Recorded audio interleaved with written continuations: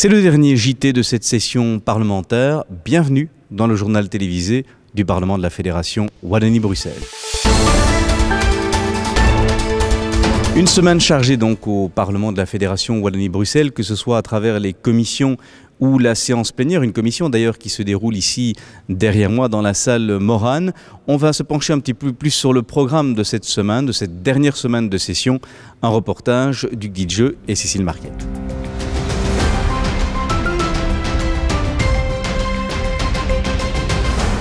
Semaine chargée au Parlement de la Fédération Wallonie-Bruxelles. En cette fin de session parlementaire, pas moins de 2 séances plénières ont eu lieu. Il y a notamment été question, le 13 juillet, de l'ajustement budgétaire de la Fédération, du soutien à la création audiovisuelle, ou bien encore de l'accord de coopération avec la région wallonne pour la vaccination contre la Covid-19 des moins de 18 ans. Mercredi 14, outre les traditionnelles questions d'actualité, les débats ont porté, entre autres, sur la lutte contre le dopage et la surveillance électronique des justiciables. En commission, plusieurs textes étaient également sur la table, dont 2 décrets portant diverses dispositions en commission de l'éducation et en commission de l'enseignement supérieur. Parmi les mesures discutées, plusieurs modifications pour le personnel de l'enseignement, dont l'allongement du congé de naissance. Notons aussi la création d'un master en danse ou l'harmonisation des conditions d'octroi des bourses doctorales et diverses mesures en lien avec la crise sanitaire. Ces 2 textes seront discutés en séance plénière le 19 juillet. Cette dernière plénière clôturera la session, une session particulière dont nous parle le président du Parlement. Ce que nous devons constater, c'est qu'effectivement, à chaque session parlementaire, lorsqu'elle se clôt, il y a un certain nombre de sujets qui viennent, alourdir l'agenda des travaux. Cette année, ça reste le cas, avec toujours cette dimension supplémentaire de la crise de la Covid-19 dans laquelle nous sommes toujours. Malheureusement, on aurait aimé que la page soit tournée pour cet été, ce n'est pas encore le cas.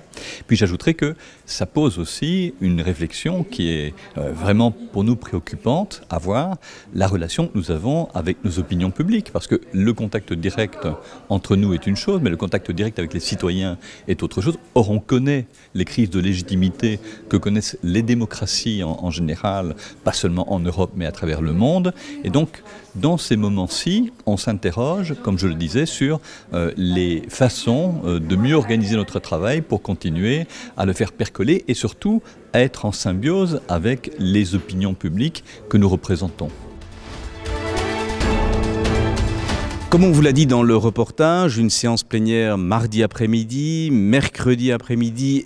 Mardi après-midi, c'était l'examen de l'ajustement budgétaire 2021 et du décret programme.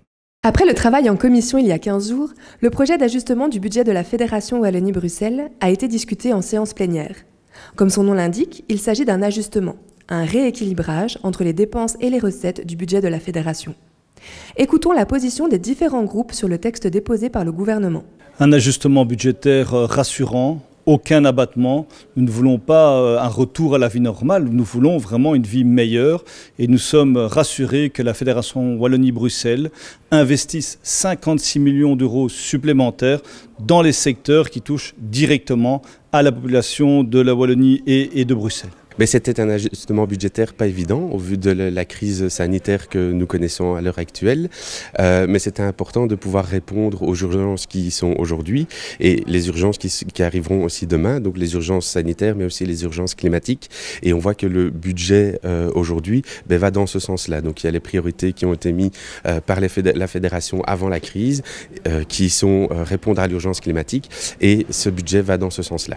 Eh bien, nous pensons que cet ajustement budgétaire qui a été marqué une nouvelle fois par la crise sanitaire a permis de prendre certaines mesures, mais de façon insuffisante. Comme le ministre l'a lui-même fait remarquer, la situation est vraiment difficile et il faudra aller chercher de l'argent à d'autres niveaux de pouvoir, notamment au niveau fédéral. Je suis particulièrement satisfait des augmentations de moyens données pour le sport. C'est une matière qui me tient particulièrement à cœur et donc on va faire plus pour l'ensemble du monde sportif et on va aussi pérenniser quelques projets, notamment liés à la formation des jeunes. Ça nous semble extrêmement important et donc ce budget a vraiment tout pour me réjouir. Le CDH va voter contre cet ajustement budgétaire. Et pourquoi est-ce que le CDH va voter contre?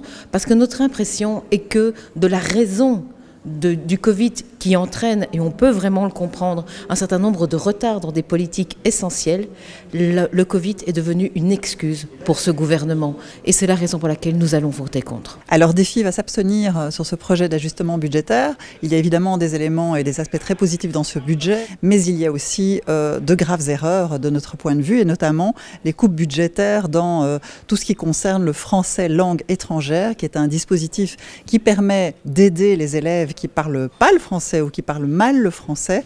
Et ces coupes-là, dans ce dispositif, nous paraissent vraiment délétères et une très très mauvaise idée. C'est l'inverse des dépenses d'avenir en fait. Il est de tradition que l'on inaugure le portrait des présidents sortants du Parlement de la Fédération Wallonie-Bruxelles. En raison de la crise de la Covid-19, l'inauguration du portrait de Philippe Courard, l'ancien président du Parlement, n'a malheureusement pu prendre place qu'au cours de cette dernière semaine de la session parlementaire. Au reportage. Mercredi 14 juillet a eu lieu l'inauguration officielle du portrait de Philippe Courard. Monsieur Courard a présidé le Parlement d'octobre 2014 à septembre 2019. Comme de coutume, son portrait est installé dans l'escalier d'honneur du Parlement à l'Hôtel du Greffe. L'occasion pour le président Demotte, qui lui a succédé après les élections de 2019, de rendre hommage au travail accompli par Monsieur Courard, en présence des présidents et présidentes de groupe et des membres du bureau. Monsieur Courard a rappelé son attachement à l'institution et l'importance de la Fédération Wallonie-Bruxelles comme lien entre les francophones de Bruxelles et de Wallonie.